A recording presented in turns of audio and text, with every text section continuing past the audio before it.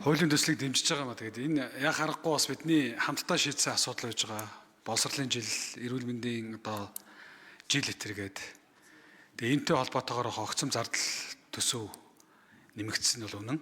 Тийм учраас энэ удаагийн хувьд төсвийн тодголыг хийхэд төсвийн хүрээний мэдэгдэл болон энд нэмэлт өөрчлөлт оруулахаас өөр арга байхгүй. Ийм байдалтай болоод засгийн газар орсон. Тийм учраас энийг бол яг ер нь бол үндсэн төсвийн хүрээ төсөв батлах үетэй холбоотойгоор бол хамаагүй гэж ойлгож байгаа. За төсвийн тодгол хийхтэй холбоотойгоор 3 сарын хугацаа гэдэг бол цаг үеийн нөхцөл байдалтай холбоотойгоор гэж байгаа учраас хэрвээ энийг хуулийг хийхгүй юм байх юм бол эргээд бид нар боловсрол эрүүл мэндэд шийдсэн асуудлууд маань шийдлгүй оны сүүл рүү цалингүй болох, нэмэгдэлгүй болох гэж ойлгоод байгаа гэж миний хувьд бол ойлгож байгаа учраас бол дэмжиж байгаа маа. Тийм учраас ийм саналыг хэлмээр. Энэ хоёр сайдаас энэхүү төсвийн өрөөний өвөтэй холбоотойгоор өөрчлөлтийг хэрвээ оруулахгүй бол яг ямар байдлууд байгаад бий болох вэ гэдэг дээр та яг тодорхой. Тэгээ багш хэмжээний цалин бол би бол ойлгоцсон төрөм бол маш тодорхой хэлсэн. Өөр нөгөө талд нь бас манай олон гишүүд маань хөрөнгө оруулалтын асуудлууд бас хүлээгдэж байгаа. За өчтөр хөгжлийн төлөвлөгөөнд заагдсан маш олон саналуудыг л оруулж ирж байсан.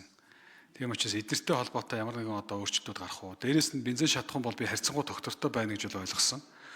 Хөрөнгө оруулалтын зардлууд нэмэгдэх эрсдлүүд хэр байгаа вэ? Тэр бол тодтол мотолд энэ орохоор байна уу, яахаар байна гэдгийг тодтоод асуучъя.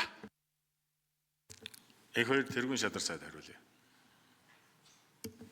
Инфляци ачаал өндөр байгаа. Шатхуун бол нэмэгдсэн байгаа. 37% нэмэгдэлтэй байгаа шүү дээ. Энэ нэмэгдэл дээр л докторчхийг хүлээж байна. Хэрвээ ойрох торонтой асуудал хүндрээд байдал хурцлаад эхлүүл энэ бас ахаал асуудал үүснэ. За бид хамгийн гол нь тасалдал үүсэхгүй байх доктортой нийлүүлэлтийг хангаж ажиллаж байгаа. Үн дээр бол бид бас нөлөөлөх бодцоо хязгаарлалт байгаа.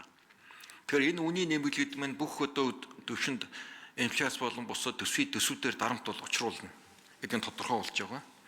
Иймд төсвийн шаардлагатай төсвийн тодгол хийх хариу арга хэмжээ хурдан авахын тулд энэ 3 сар гэдэг хугацааг төсвийн тодголтой холбож хүчинг болгохыг хүсэж байгаа. За 20 дон урсгал зардлын хэрэгцээ 4 орчим их найд шаардлага үүсэж байна. Зөвхөн багш эмчийн цалин гэхэд 2 их найд давж байгаа. Энэ нэмэлт. Хэрвээ энэ асуудал дэмжигдэхгүй нөхцөл бид нөгөө талдаа хөрөнгө оруулалтын орон зай маань 2.2 их найд байгаа. Хөрөнгө оруулалт зогсно гэсэн үг. 27 онд шинэ хөрөнгө оруулалт хийх болцоо маш хязгаарлагдвал үргэлжилж байгаа 3.6 их найдын төсөв төртөгтэй ажлаас бид нар сонгож 2.2-ыг л явуулах болцоо байна. Гэтэл энэ хууль дэмжлэг авахгүй нь бол энэ 2.2 ч хэрэгжих болцоог болно л гэсэн үг. Зөвхөн бид нар хөрөнгө оруулалт бүрэн зогсно Монгол улсын хэмжээнд.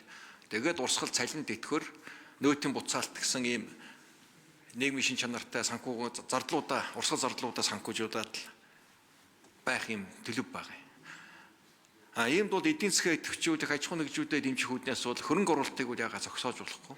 Хөрөнгө оруулалт өөр ажлын байр, татвар, хураамж гэдэг маш олон нөлөөлөл өндөр байгаа. Иймд энэ хуулийн төслийг оруулж ирсэн.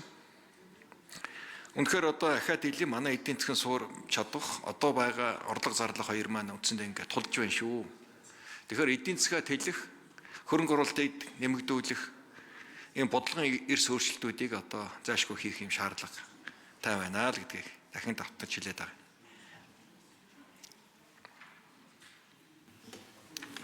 За.